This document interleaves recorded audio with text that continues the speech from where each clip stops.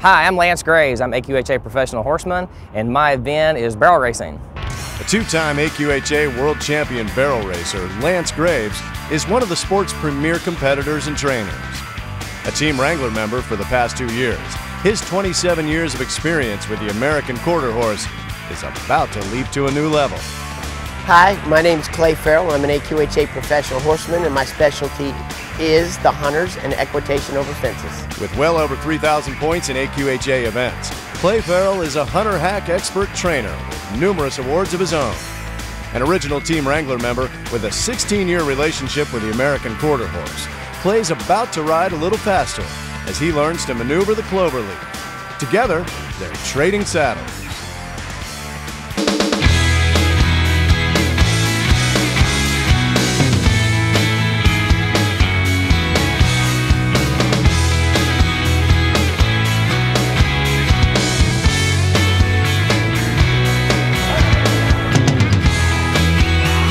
Welcome to AQHA Presents, the international report on the world's most versatile equine breed, the American Quarter Horse. Evidently today I'm going to try to teach poor Lance how to jump over the jumps, and he's going to teach me how to run the barrels. I used to ride racehorses when I was a kid and galloped a lot of horses at the track, so I have been on a flat saddle, but I have never been over a rail or fences or I don't know, diagonals or any of those words that I've heard sitting in the bleachers at the AQHA World Championship show. But I'm going to attempt to learn, and I'm going to do my best, so y'all don't make too much fun of me while if I mess up, because I know I will. I'm not totally comfortable with going really, really fast. I'm expecting to not embarrass the professional community in this event. That's my goal. My goal is to try to not embarrass those who do this sport, and I just want to have a little bit of fun and push myself to step outside that zone. I'm ready to try that. I have never ever barrel raced in my life. I am out of my comfort zone, and I'm a little nervous.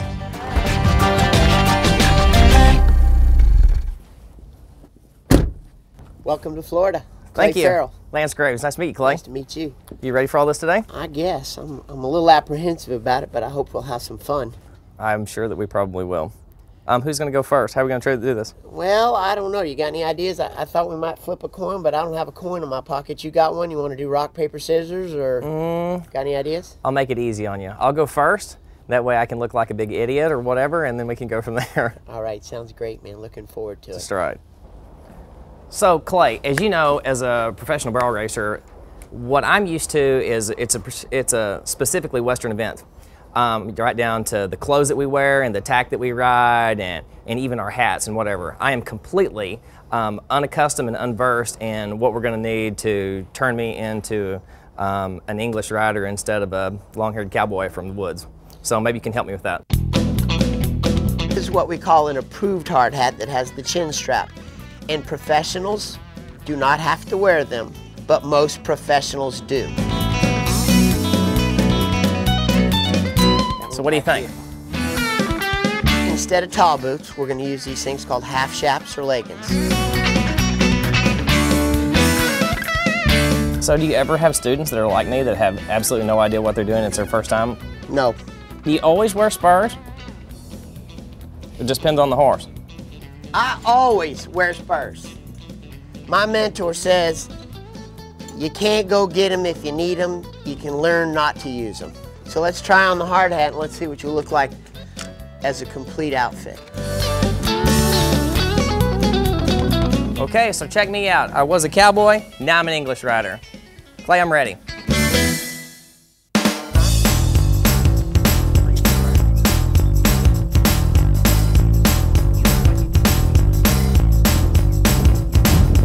I'm a little concerned about going over the jump. I'm not really sure what to do with my body position when I land. I'm afraid I don't want to do that. The thing I wanted you to notice the most was the timing and how quickly it occurred. And I tried to do as little as possible to interfere with my horse. Okay. Follow me? I do, I think. I don't know if I can follow you once I'm in the saddle. You'll be but fine. I'm following you mentally. Basically, you want to stay centered all the time. You want to be in the middle of their back. You're keeping a lot of weight right on your foot and a little bit higher than farther than the arch. Is that right? You want your little toe kissing the outside edge of the stirrup. Okay. Little toe on the outside edge. Okay. And basically, you want to be in the middle of the horse. Okay. With your reins short enough to be able to tell them where to go. I see a big problem people do a lot is ride with their reins too long. Okay. And then once the horse starts to get misguided, it takes too long to get them back on where they need to be. Probably the same way with barrel horses. People probably run with the barrels with their reins too long. Sure, they do, absolutely. So basically it boils down to that. You want to stay centered. Okay. Depending upon the height of the jump, this is the basic position in the air. Okay.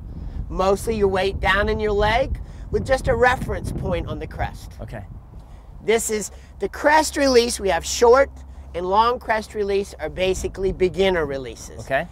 They work forever for a lot of people, including myself. Okay. Okay. Okay. So, you ready to jump on here? I think I'm ready to And try we'll it. watch you kind of figure it out for a few minutes. Okay. Maybe this is the time during the show that they play the funny music. Lance gets his first taste of britches and diagonals and riding like this when AQHA Presents returns.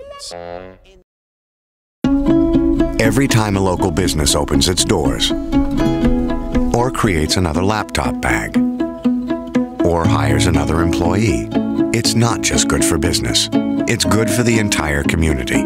At Bank of America, we know the impact that local businesses have on communities. That's why we extended $6.4 billion in new credit to small businesses across the country last year.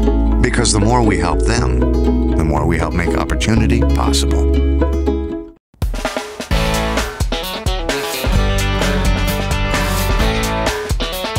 Now my center of gravity is going to go through my pelvis and down toward my heel. Correct. Okay. So my power's And you're actually sitting in a pretty good position there. Just sit right down, and you really pretty much want your shoulder, your hip, and your heel to line up. Okay. And I'm really into pinkies on the outside. Okay. Let's Okay. go. Actually, You're basically in good position. Okay. Get that rein straight. Saddle's a good size for you. It is. Okay. The hat looks really cool. The hair's great. Then I'm You're good to styling, go. man. Now if I could just get off right now. Well, you I'm know all what? good. We could call it And a go to the day after and go party. boating. There you go.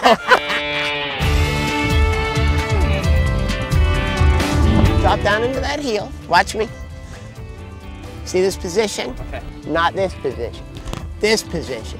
If you go to the jumps and you get to the jumps and you're here, everything's going to happen underneath you right here with very little movement from you. Okay. We have a position in jumping called two-point position, and it's basically when you're up on your leg. Yeah, you're still posting, that's great. Now we're gonna do a little reverse to the left. And when you come back over it this time, Lance, I want you to try a little two-point position. I want you to stay as low as you can. Bend your knee. Good. And back the other way, one more time. Excellent. Keep working on making your neck bend and your eyes look two-point. Excellent. Keep thinking about pushing your hips back when you get into that two-point position, all right? You're doing great. Thing that makes the horse leave the ground. Okay. It's like squeezing a tube of toothpaste. When you get to the base of the jump, you close your leg like squeezing a tube of toothpaste. When you speed her this far away. When you get to the last stride before the jump, ideally, you're going to be as far away as the jump is high. This is going to kind of give you an idea of how quick things come up and how fast this occurs, okay? Things happen fast. You got to be, I'm sure it's just like barrel racing, but different. This is called a bounce. Land and jump are the same thing. If you ride in, continue to ride out. That's what this is going to give you the sensation of. If it's a mess the first time, it's okay. It's going to come up really quick. Excellent, because he's really taken to this like a duck to water pretty much. I figured the first time he went through the bounce, he'd at least get left a little bit behind, not even a bit. All right, you're graduating to the verticals now. Good, Lance. Very good. Did you hear the little clunk of the pole through it the last time? I did.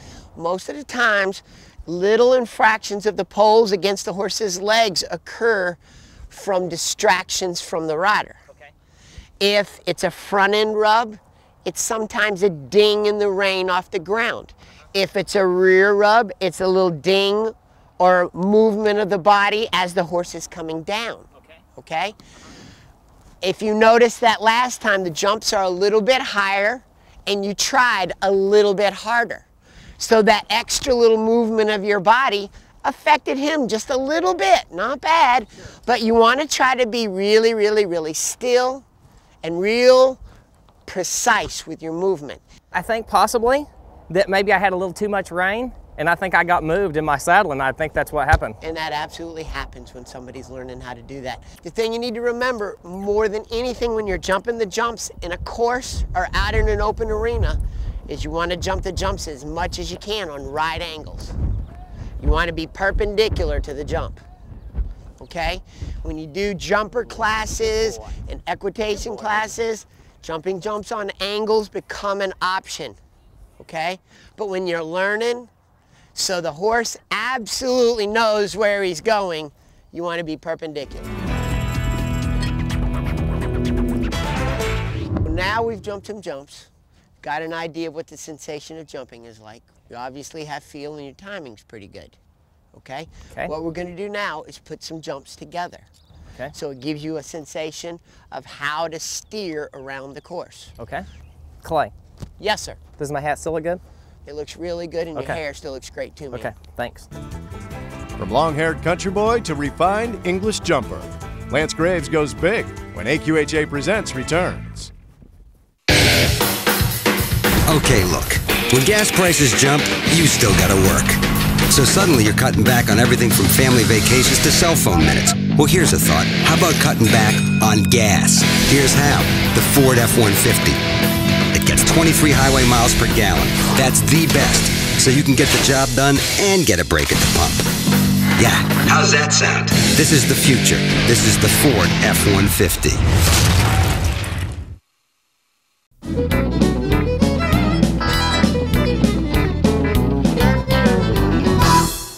For people that ride hunters, every weekend is Halloween because of the extensive outfits we have to wear. You know, wool coats, breeches, black tall boots, hats that are kind of confining and hot. So it gets rather hot and stuffy in the summertime, especially in Florida. Well, he's got all of my clothes on. He looks fabulous. That's a really good pace. Just keep that right there. Good. Remember the hands on the crest. Need to look.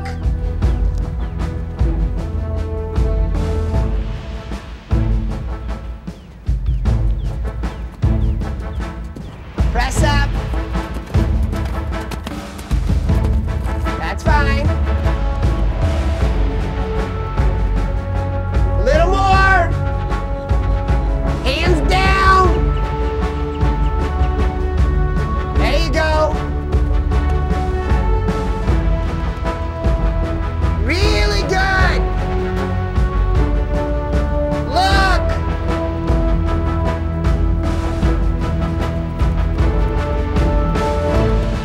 Good.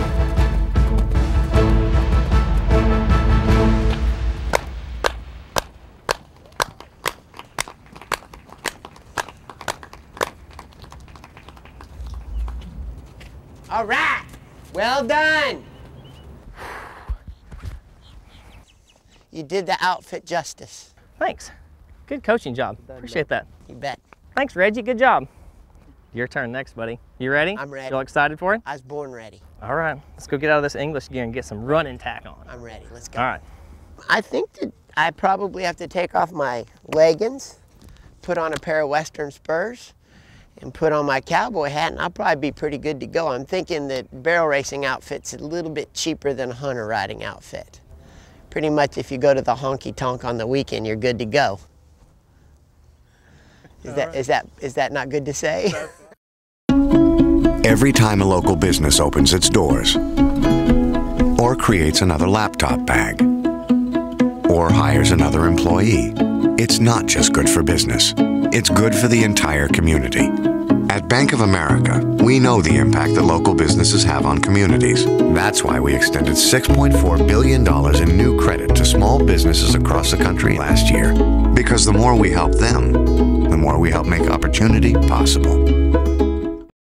Had a nice little rainfall on this beautiful day in Venice, Florida. We are going to move Clay and set him a barrel pattern, and set him up one that's not too big, where I can run along beside him and help him a little bit and it not wear either one of us or his horse out. So I'll set these dudes up right now and then we'll get ready to start. I'm scared to death, I gotta be honest with you. I am, I have anxiety. I mean, I'm sure he's, from being around him, he's articulate and he expresses himself very well, but I still am just not used to going fast, and fast is what worries me. I think that I mentioned to you earlier that what you do in that arena and what I do in this arena is alike to, or akin to, doing the waltz. And this over here is some dirty dancing, some break dancing stuff, okay? So what I want you to do is I want you to not worry about your heels. I want you to not worry about your body position as much as being one with your horse, okay? I want you to just kind of slump and melt into your horse when you're sitting on him. Woo. Now, what I like to do and what I'm going to show this colt how to do is I like for my horse to be weight broke. I want to do everything I can to help this horse stop, collect, and turn and make his maneuvers without me having to say, stop, turn, come here. I want to teach him one cue, you do the job, and I'm going to help you. That's your job as his rider, is to just help out. Barrel horse, it's his job to turn the barrels, okay? When you get even with me, drop your left rein and set down and step on your right stirrup. Right about now. Drop outside, step on your inside, drop it and grab your saddle horn. Let him turn on one rein. There you go, like that. Let him turn on one rein. Boot him a little bit forward. Don't be so back. Try to drag him straight out so he follows your hand out. You want to drop first and it be loose, and then you grab your saddle horn, step on your inside stirrup. Good. A little more finesse. Good. We're just going to work on his hand position just a little bit. I think the most confusing thing, or the hardest part, is to know that your inside hand coordinates to your outside leg.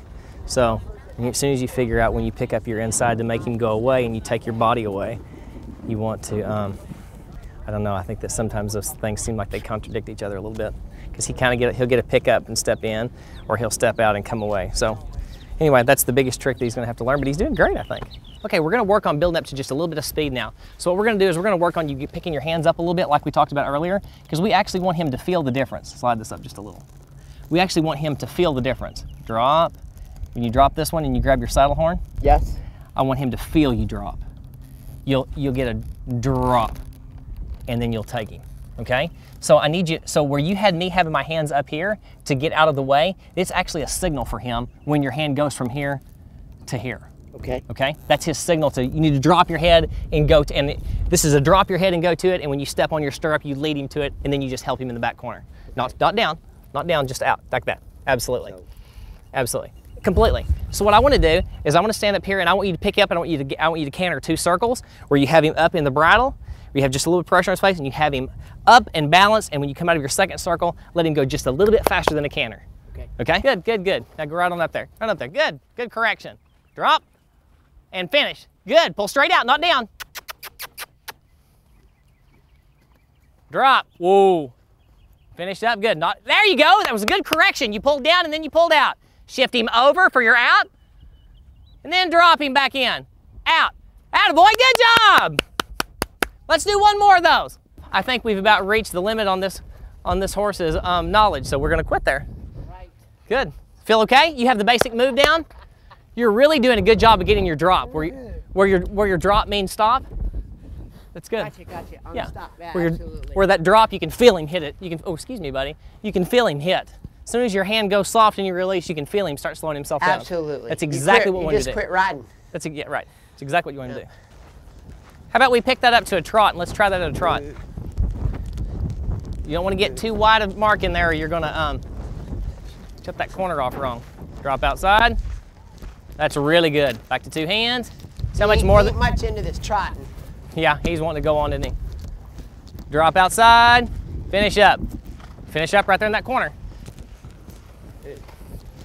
Step him over a little bit off your inside, drop him and turn him. Good, that's great. Don't go so wide over there. Make sure that you are perpendicular to your third barrel, like you told me with my jump, okay? So make sure you're far enough over when you make your circle that you head in your square with your third, and then you can break over and hit your mark, okay? You went too far that way. Okay, so here's what we did, guys. We started Clay with a young horse that's green and just kind of started. We worked on hitting our marks and hitting our pocket and doing structurally. We just worked on structure, try to get him to make the pattern structurally correct. Now we've moved on to a horse that's a little more finished, that has a little more knowledge and a little more experience, and we've moved up to a little bit faster. The only problem that Clay's encountering right now is he's very accustomed to riding two hands all the time. Obviously in his event he doesn't have a saddle horn and he's used to staying balanced with two hands. But for us and the speed that we're having, you see the problem that he had came from staying two hands and getting a little bit rocked forward. When you stay two hands, you don't grab your saddle horn, you can't rock yourself back and get your corner and get that snap. But he corrected himself on his third barrel and he got back and got down and worked off his inside rein and he got it like he was supposed to. That's the biggest challenge he's going to have because, as I said, he doesn't have a saddle horn in his discipline and he's not used to pushing himself back. You know, it was hard for me to stay forward all the time when he was trying to teach me how to go over the fence. So that's probably his biggest challenge and anybody's biggest challenge if you're used to an English discipline or used to riding in a saddle with no saddle horn. Is you have to, like I teach all the kids, the saddle horn is your friend. You use it to help you get back where you need to so you can stay off. I felt pretty good, but I think probably to be really world class, there's probably one more dimension to it.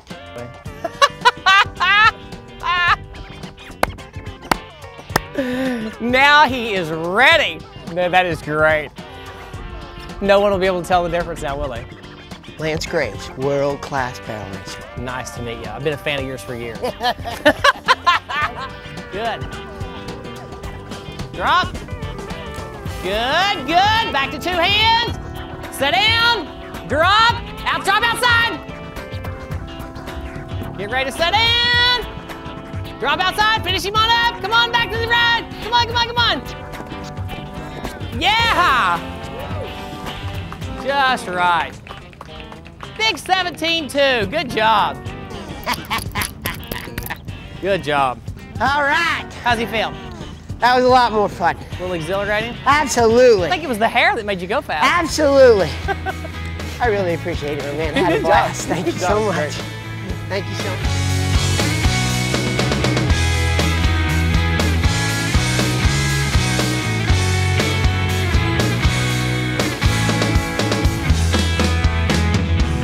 Something else you don't see in Hartshorn, Oklahoma.